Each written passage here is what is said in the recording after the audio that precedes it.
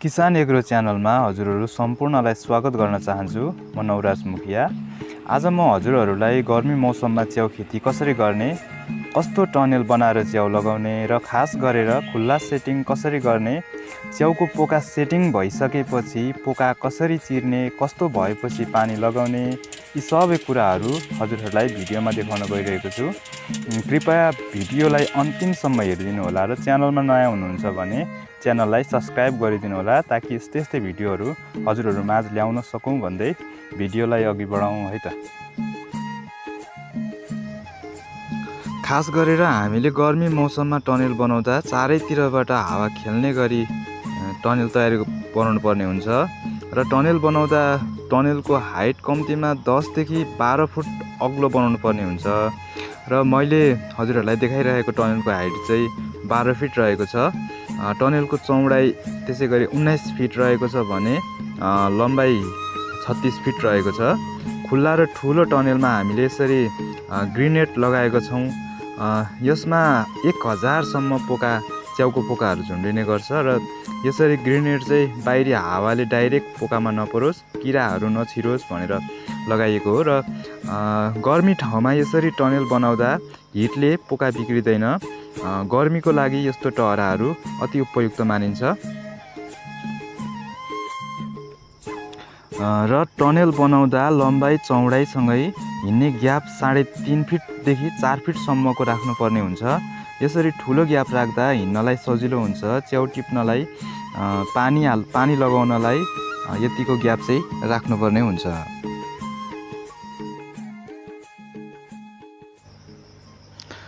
र अघिल्लो भिडियोहरूमा पनि मैले भन्ने नै गरेको छु, यो च्याउ खेती गर्दा एकदमै सफा पराल चाहिन्छ। परालको छनौट गर्दा धेरै पुरानो पराल, कुहिएको पराल चलाउनु हुँदैन। पोका कालो हुने, जङ्गली च्याउ पलाउने, विभिन्न रोगहरू लाग्ने गर्छ। त्यसैले पराल चाहिँ एकदम सफा 1.5 देखि 2 इन्चसम्मको कटिङ गरिएको पराल लगाउनु पर्ने हुन्छ। परालको छनौटसँगै रातो जाली बोरामा पराल भर्नुपर्ने हुन्छ। पराल भर्दा लगभग 2.5 केजीसम्मको भर्नुपर्ने हुन्छ। धेरै खाँदेर हाल्नु हुँदैन। धेरै खाँदेर लगायो भने पराल राम्रो भिज्दैन। परालको धुलोहरू पनि खासै निस्किन पाउँदैन बाहिर। त्यसैले पराल चाहिँ 2 केजीदेखि 2.5 केजीसम्मको भर्नुपर्ने हुन्छ। र ध्यान दिनुपर्ने कुरा, पानीमा परालको बोरा हालिसकेपछि राम्रोसँगले किचेर भिजाउनुपर्छ। भिजिसकेको पराललाई कम्तीमा 30 देखि 40 मिनटसम्म पानीमा डुब्न दिनुपर्छ अनि मात्र बाहिर निकाल्नुपर्छ। यसरी भिजाउँदा पराल राम्रोसँगले भिज्ने गर्छ र उक्त भिजिसकेको पराललाई अझ पानीमा तर्किनलाई 10 देखि 15 घन्टासम्म लाग्ने हुँदा खट अथवा बाँसको चाङ बनाएर राख्नुपर्ने हुन्छ।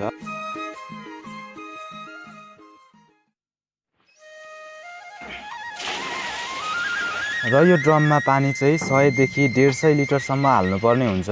ड्रमको साइज अनुसार सानो ड्रममा भने अलिक पानी कम लाग्ने गर्छ। यो चाहिँ एकदमै ठुलो ड्रम भएकोले गर्दाखेरि 150 लिटरसम्म जाने गर्छ।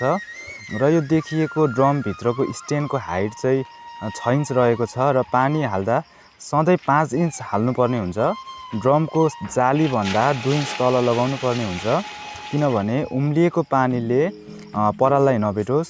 तलको उम्लिएको पानीले पराललाई भेट्यो भने पाकिसकेपछि पराल निकाल्दा पराल कालो भइसकेको हुन्छ। त्यस्तो परालमा च्याउ रोप्नु राम्रो हुँदैन। त्यसैले पानी लगाउँदा चाहिँ स्ट्यान्डको जालीभन्दा 2 इन्च तल लगाउनु पर्ने हुन्छ। र पराल खाँदा हामीले चारै कुना मिलाएर कतै चेपचाप नराखी एकदम मिलाएर खाँद्नुपर्छ। पराल राम्रो खाँदिएन भने पनि पराल पाक्दैन। कतै चेपचाप रह्यो भने उम्लिएको पानीबाट निस्किएको बाफ डाइरेक्ट ड्रमको टपमा आउँछ र छिटो बाफ आउँछ, पराल पाक्दैन। त्यसैले पराल चाहिँ एकदम मिलाएर खाँद्नुपर्छ है। यसरी पराल खाँदिसकेपछि हामीले ड्रमको टपमा राम्रोसँगले प्लास्टिक र बोरा लगाएर बाँध्नुपर्छ र हामीले चाहिँ आगो बाल्न सजिलो होस् भनेर यसरी ब्लोर जोडेको छौँ। यसले चाहिँ हावा फाल्ने काम गर्छ र आगो बाल्न एकदम सजिलो हुन्छ। र यसरी ब्लोर अथवा पङ्खाहरू जोडेर पनि चुलामा फिट गर्न सकिन्छ। धुवा अलिक कम नै हुन्छ यसरी बाल्दा। र मैले अघिल्लो भिडियोहरूमा पनि हालेकै छु, पङ्खा जोडेर चुला बनाउने तरिकाहरू हालेको छु, हजुरहरू हेर्न सक्नुहुन्छ। र यसरी आगो लगाउन सुरु गरिसकेपछि बाफ निस्कनलाई कम्तीमा 1 देखि 1.5 घन्टासम्म लाग्ने हुँदा आगो चाहिँ लगाइरहनु पर्छ है। र एकदमै ध्यान दिनुपर्ने कुरा चाहिँ बाफ निस्कन सुरु भएपछि सुन्नुहोस् है, एकदमै ध्यान दिनुपर्ने कुरा है यो चाहिँ पोका हरियो हुने, कालो हुने कारण भनेकै पराल नपाक्नु हो। त्यसैले बाफ निस्कन सुरु भएपछि कम्तीमा 2 घन्टादेखि 3 घन्टासम्म यसरी नै बाफ आउन दिनुपर्छ, आगो लगाइरहनुपर्छ। तब मात्र परालको ब्याक्टेरियाहरू मर्ने गर्छ र पराल राम्ररी पाक्ने गर्छ। र पाकिसकेको पराललाई यसरी निकाल्नु पर्ने हुन्छ। फलामको अङ्कुशे अथवा राम्रो खालको पन्जाहरू लगाउन सकिन्छ। तातोबाट जोगिएर काम गर्नुपर्ने हुन्छ। यसरी पराल पाकेर निकालिसकेपछि हामीले पराललाई यसरी प्लास्टिकले छोप्नुपर्ने हुन्छ। कम्तीमा 2 घन्टा जति राख्नुपर्ने हुन्छ। यदि ड्रममा पराल पाकेको छैन भने पनि गुम्सिएर पाक्ने गर्छ, त्यसैले पराल चाहिँ छोपेको राम्रो हुन्छ।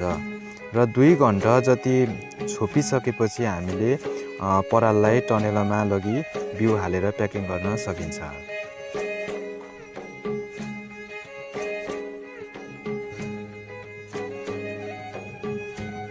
र प्याकिङ गर्नु अघि हामीले बिउको छनौट गर्नुपर्ने हुन्छ। कुहिएको कालो बिउ चलाउनु हुँदैन, सेतो ढुसीले फैलिएको बिउ चलाउनु पर्ने हुन्छ। यो 1 पकेट बिउमा चाहिँ 200 ग्राम हुने गर्छ र 1 पकेट बिउले 1 पोका बन्ने गर्छ।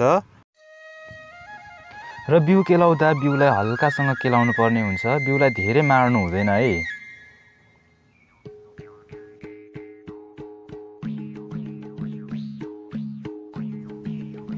र प्याकिङ गर्दा 6 देखि 7 लेयरसम्म बिउ हाल्नुपर्ने हुन्छ एलडी अनुसार। र बिउ हाल्दा तल माथि बिचमा मिलाएर हाल्नुपर्ने हुन्छ।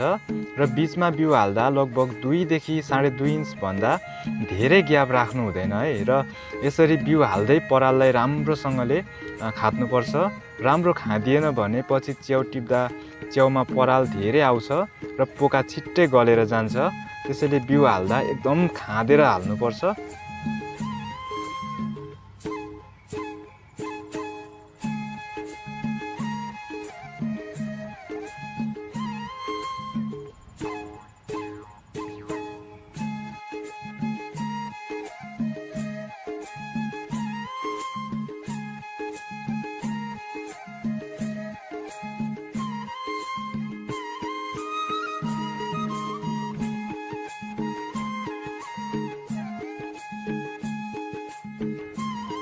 र यसरी तयार भएपछि पोकालाई सियो अथवा मसिनो काँटीको ब्याट बनाएर पनि प्वालहरू बनाउन सकिन्छ। 20वटा जति सियोलाई बाँसमा यसरी घुमाएर पनि पोकाहरूमा प्वालहरू बनाउन सकिन्छ है यसरी। र यसरी बिउ लगाएर पोका तयार भएपछि हामीले पोकालाई झुन्ड्याउनु पर्ने हुन्छ। सुरुमा पोका झुन्ड्याउनलाई डोरीको तान लगाउनु पर्ने हुन्छ। र तान लगाइसकेपछि पहिलो 1 स्टेप बल राख्नुपर्ने हुन्छ। र त्यसपछि कतिवटा बल झुन्ड्याउने त्यो अनुसार जुइना बान्नुपर्ने हुन्छ र बललाई यसरी झुन्ड्याउनु पर्ने हुन्छ। र यसरी सबै तयारी भइसकेपछि टनेललाई बन्द गर्नुपर्ने हुन्छ। यदि टनेलको तापक्रम 30 डिग्रीदेखि तल छ भने हजुरहरूले टनेल बन्द गर्दा राम्रो हुन्छ। तर टनेलको तापक्रम 30 देखि 35-40 डिग्री सेल्सियससम्म छ भने यसरी ग्रेनेड मात्र लगाउनु पर्ने हुन्छ। यसरी पोकाको सेटिङ गर्न सकिन्छ। र यसरी 5 देखि 7 दिनभित्रमै पोकाहरू यतिको सेटिङ हुन्छ। र 15 देखि 20 दिनभित्रमै मसिनो बिरुवाहरू देखिनु सुरु गर्छ यो पोकाहरूबाट। र यसरी बिरुवाहरू देखिन थालेपछि बिरुवा देखिएको टनेलको सबै पोकाहरू यसरी ब्लेडले चिरिदिनुपर्छ र हल्का प्लास्टिकलाई उघारिदिनुपर्छ।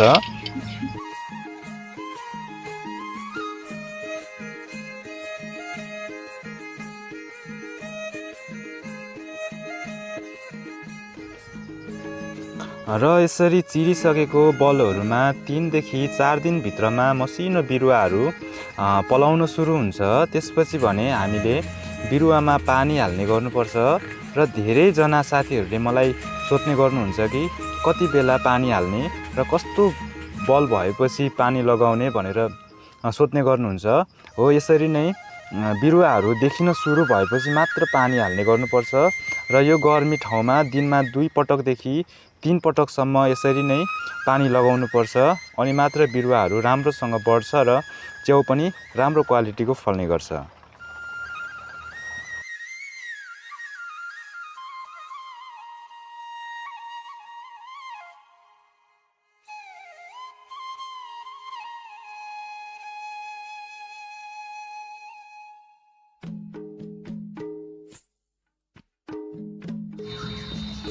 र हजुरहरूले पनि यही तरिकाबाट गर्मीमा पनि च्याउ खेती गर्न सक्नुहुन्छ। यसरी राम्रोसँग च्याउ फलाउन सक्नुहुन्छ। च्याउ खेती सम्बन्धी कुनै पनि जानकारी चाहिएमा हामीलाई सम्पर्क गर्न सक्नुहुनेछ। बिउ चाहिएमा पनि सम्पर्क गर्न सक्नुहुनेछ। मैले डिस्क्रिप्सनमा सम्पर्क नम्बरहरू दिएको छु, सम्पर्क गर्न सक्नुहुनेछ। र राम्रो कामदारको खोजीमा हुनुहुन्छ भने पनि अनुभवी कामदारहरू पठाउने गरेका छौँ। र भिडियोलाई अन्त्यसम्म हेरिदिनु भएकोमा हजुरहरूलाई धेरै धेरै धन्यवाद दिन चाहन्छु। आगामी दिनहरूमा पनि यस्तै भिडियोहरू लिएर आउने नै छु। हवस् त, नमस्कार।